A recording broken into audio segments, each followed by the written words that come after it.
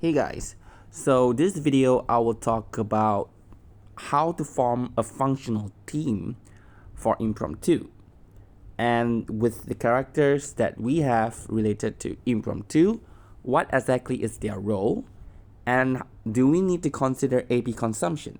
So these are some of the things that I will try to explain in this video, so it will be clearer perhaps in the future when you have several of these Impromptu units, how you would want to put them together.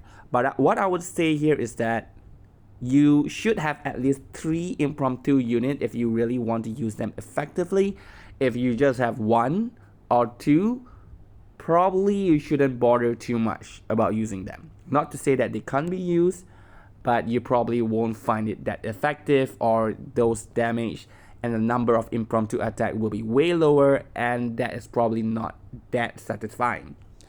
Alright, so how do you play Impromptu? So let's say that you have all the Impromptu team. The number of inspiration on Impromptu matters a lot. Okay, so what I would recommend is that you should minimum have at least 12 inspiration on Impromptu, and the best optimal play you should have 20 and above. Of course, the first few rounds you probably will not get that many. So first few round, maybe round 1, round 2, you will get like 4, 6. But round 3 onward, you should get at least 12 or 20 and above. Especially when you start getting the ultimate and you start spamming. The question here is that how easy it is to get 20 inspiration. Well, first of all, most of the ultimate from Impromptu unit, they give about 8 inspiration. Keeperina is 6, Aleph is 0, but yeah, the rest would be around 8. So with 8, you need another 12 more inspiration. And if you have some very good battery, so what I meant by battery is units that can generate a lot of inspiration, because if you are able to generate a lot of inspiration, they will be distributed to your incantation. So you select those incantations with the highest inspiration, and then you add it all up. If you get 20, you will be doing a lot of damage. So here I separated some of the key roles of Impromptu unit. So the first one here is inspiration battery. So here I have Keeperina. The thing with Keeperina is at the start of turn, she will consume all her Eureka in order to cast a lot of shield for the party. So all this Eureka consumed will then be converted into inspiration. Baccarat, on the other hand, once a unit have quartet, every time that unit attacks, they will drain their own Eureka as well as Baccarat. So she kind of make Eureka consumption really fast.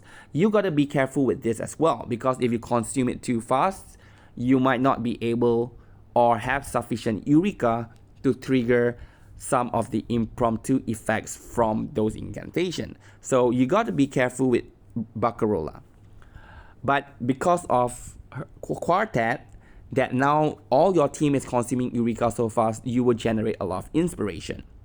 And quartet also allows all attack, like we have debuff, attack, buff, heal, all those type of incantation. But if you cast an attack, and if that unit has quartet, you will directly add 1 inspiration to Impromptu. So let's say you select all your incantation and you have 18 incantation, 18 inspiration. So let's say Voyager is using an attack incantation and she has quartet, that will directly add 1, so it becomes 19. And let's say you have Matilda, and Matilda uses an attack as well, then you get 20. So Baccarat, I would consider her to have the capability to actually battery Impromptu by providing a lot of inspiration. Flutterpage, when she's channeling, she gets full Eureka, and every time someone attacks or she attacks, she will consume Eureka and add additional damage to that attack. So with that, you will consume a lot of Eureka, and that will generate a lot of inspiration. So anytime Flutterpage is channeling, you will get a lot of inspiration. Regulus, on the other hand, her kit doesn't exactly, like her incantation doesn't exactly generate inspiration, but she will retain the highest inspiration from the previous round, so you can use it in the next round or the current round. So in this way, she also allows us to manipulate and try to hit 20 stack of inspiration much easier. Okay, so I consider this 4 character as the inspiration battery unit. The second one is the targeting units. So what I meant by targeting is that inspiration, the attack is random. So sometimes it can just keep attacking an enemy that doesn't die and is just there, you know, as a part of the stage mechanics. So in that case, all your damage will be wasted if you're attacking that specific unit. But Voyager, her ultimate will inflict a debuff on the enemy, and it will make all the impromptu to attack that enemy, right? So I call that targeting utility. Regulus, on the other hand, will allow the unit in front of her. So let's say if you have Baccarola in front of Regulus and Baccarola is attacking, then she will inflict a debuff on the enemy that will allow Impromptu to attack that enemy. So both Voyager and Regulus is actually very important, and you must have them in the team if you don't want your damage to be wasted. Unless you are fighting against a single target enemy, because there's no other target, all Impromptu will attack that specific target anyway. So do you need both of them? No, you just need either one of them. Okay, so targeting utility. Sustain, obviously every team needs a sustain. At the moment, Keeperina is the best sustain with Impromptu, so naturally she is the top pick. But here, if you do not have Keeperina, obviously none of us has Keeperina yet in global because she's not released yet. You can use other sustain that are very passive, right? You want to use a sustain that is passive, which means they don't do much action. So that's like Medicine Pocket, Babbles, Lopera, so they can function for Impromptu team. Ezra, I'm referring to his Euphoria, so which makes him a better sustain. Okay, and the fourth role here we have classification of role we have here is damage amplifier. So for example, Aleph, because he inflict all the debuff on the enemy and he provide incantation might, so he's more of a damage amplifier. Mercuria also provide a lot of damage amplification because of the party buff that she provides. Matilda, because of the crit and crit damage, but you need to make sure that Impromptu has at least 10 inspiration, or else a lot of the stats from Matilda will not be triggered. Baccarola, her incantation will allow Impromptu to attack one additional time, which is damage, and there's another incantation that increases the damage dealt by Impromptu up to 40%. Keeperina as well, based on the shield value that your team has, she does provide some additional stats. I believe it should be crit, and her ultimate also inflict a debuff that reduces the damage taken reduction of the enemy, which means they take more damage. Okay, so when you select the team to form your Impromptu team, at least one unit from each of this category. Okay, at least one unit. So for example, if Keeperina is your sustain, and your targeting utility, you are using Voyager, your inspiration battery, you are using Baccarola, and then you can have one damage amplifier, which is Aleph. So that will create a more balanced team for Impromptu, that everyone can function equally well to deal a lot of damage. And some roles here overlap. For example, like Keeperina, you can use her with Regulus, and you will have a very good inspiration battery team because both Keeperina and Regulus function as that as well. So then you want to focus the other two units to go for damage amplification, where you bring Baccarola in and Aleph. But among the characters here, Voyager only have that one specific utility, but do remember that actually her kit is pretty interesting because she has a lot of crowd control. She can reduce Moxie, she can inflict Steel, Silence. So if you want to bring Voyager, do remember of these additional qualities that she have. And one more thing is that she makes Impromptu become AoE, or else Impromptu will just be hitting one unit at a time, but Voyager makes the attack split. Okay, it doesn't affect the main attack's damage, but it basically split it, so overall you are doing more damage, and it's very effective against multi-target fights, right? So that is the role of Voyager, depending if you want to choose between Voyager or Regulus. Now, the second part here is AP requirements, right? As I have been explaining before, you can put in 4 characters in a team if everyone is very AP hungry, like you put 4 DPS and all DPS want to use incantation, you end up with nothing, right? So similarly, you want to ensure that if you're using Impromptu, they will be able to rotate through their ultimates. So you cannot have too many Impromptu units that are very AP hungry. It will not function well. So characters that I would classify as needing 2 AP per round would be Matilda.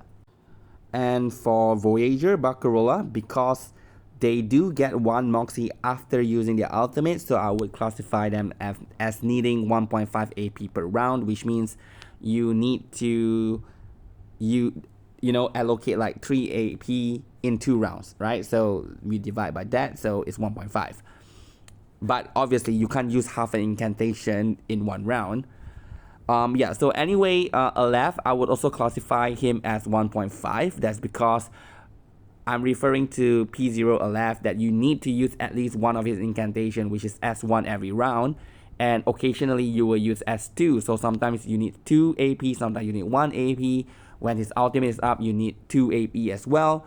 So in that case, he is 1.5. And then Flutter Page. Basically, if you enter channel and then when you coming out from her channel status, you will have 3 Moxie, so you just need another 2. So average, she needs like 1 AP. Keeperina, if you plan to use her out, you need to keep her rotation. So eventually you will need to use something if you want to cycle through her out. So I would consider that she actually need to do something or take an action. So I put her as 1 AP if you intend to use the ultimate. But if you don't intend to use the ultimate, she's very passive, and sometimes you might need to use her incantation. That's because of the inspiration on it. So yeah, I put it as 0.5. And that's the same as Regulus. So in terms of AP, if you have a party that has 4 AP slot, which means you don't have Aleph, because Aleph is the only character here that can provide +1 AP. So without Aleph, you have 4 AP slot.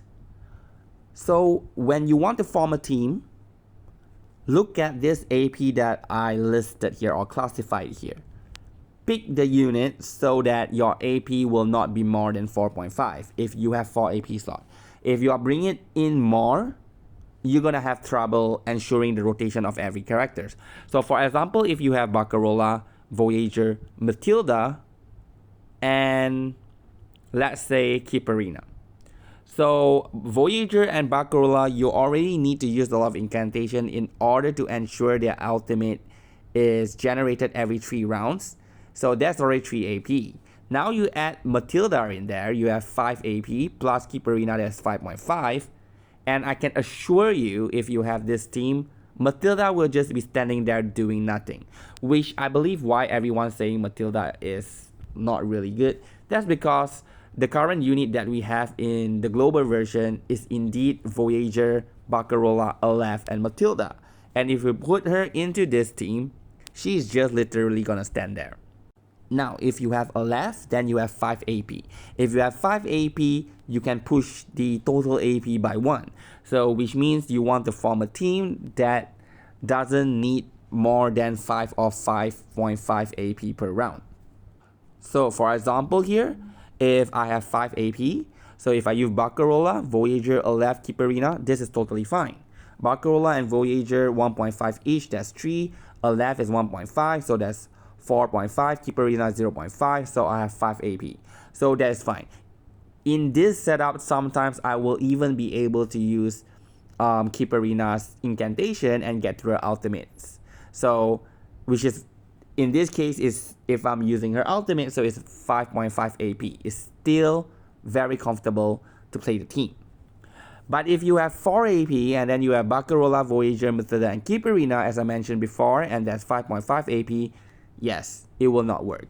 So in conclusion, if you want to form a functional impromptu team, make sure you have each and every role that I mentioned before, and make sure the AP requirement for all the unit something that you can fulfill and able to rotate through their ultimate.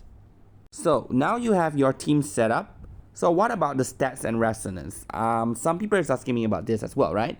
So first of all, impromptu stat is based on the average. I've explained this before in the video where I talk about impromptu and how to, like, all you need to know about impromptu. I have a video which I did when Barcarola was in the banner. But anyway, I'm going to repeat this, is that they are based on the average. So let's say if you have one unit with 1008, 2000, 1200, 1008 attack stats. So you add that all up and then you divide by 4, and that will give about 1700 attack stats. So if you look at this, even if I have one unit with very low stat, 1002 compared to the rest, which is 2000 and 1008, the average is still not that low. Okay, so in that case, my impromptu will still be able to do good damage. And on the contrary, if you have one unit that you max out to R15 and everything unlocked, the thing is that when you average it out, if the other 3 is still R10, don't expect impromptu to be dealing a lot of damage unless you R15 everyone, and that is extremely expensive. Okay? Yeah, so in terms of stats, it's not only on attack stat, but crit damage, incantation, might, damage dealt, damage boost, penetration rate, all that is taken into account and is calculated the same way. And for buff, here I have an example like Rousing Morale, which provide damage bonus 50%. So imagine if everyone has Rousing Morale, everyone has 50%, will that means impromptu get 50%? The answer is no. That's because if you read the description of Rousing Morale, it says damage bonus plus 50% when attacking. So who is attacking? Our unit. This doesn't refer to impromptu. So let's say Barcarola with Rousing Morale is when Barcarola is attacking. Then you get 50%. Then after that, it is deducted. But impromptu is not Barcarola. So when impromptu attack, even if Barcarola has Rousing Morale, it will not trigger. Okay, so anything that refers and has a statement like, oh, when attacking, all the carriers attacks, it will not work. For example, here again, Psychube wise, this is Flutterpage Psychube. When the carrier attack while channeling, the attack, so it didn't say Flutterpage will gain penetration rate, it said the attack. So that stats will not add into impromptu. However, the second statement, for each extra action, critical damage increased by 12%, stacking up to 3 times. So if Flutterpage does 3 extra action, then she gets 36% crit damage. But remember, this will be averaged out.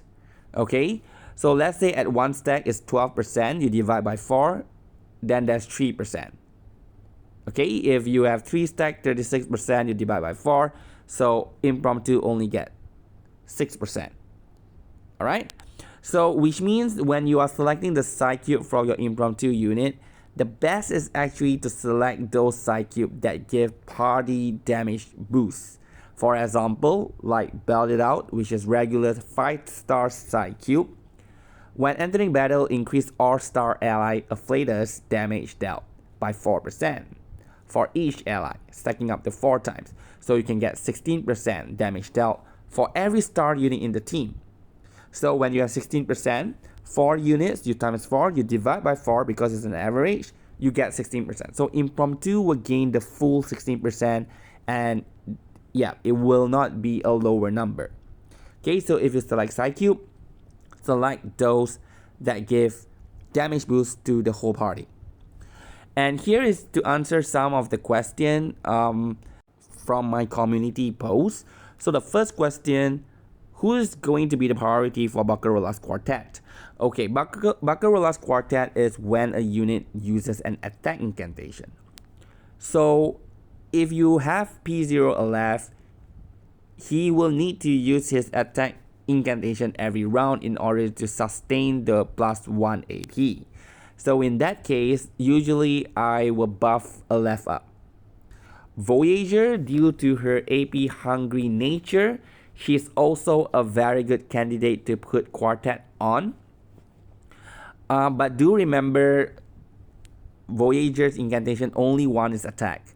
And if that incantation combines to rank 2, it becomes a debuff.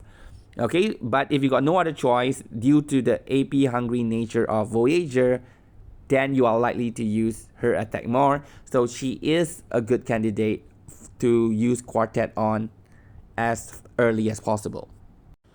Another here will be Matilda, because Matilda has 2 attack incantations. The second question, I heard in some videos that when building Impromptu, the resonance of all Impromptu unit needs to have similar resonance. Is that needed? What's the purpose? And does it need to have Ingenuity core resonance in all unit resonance? Well, it's not needed, right? As I mentioned just now, it's just averaged out. So it's more effective to have all 4. As in, it is more cost effective, right? If you over invest on one, you are not going to get that much out of it. So might as well just put everyone at R10. So that's where the reasoning comes.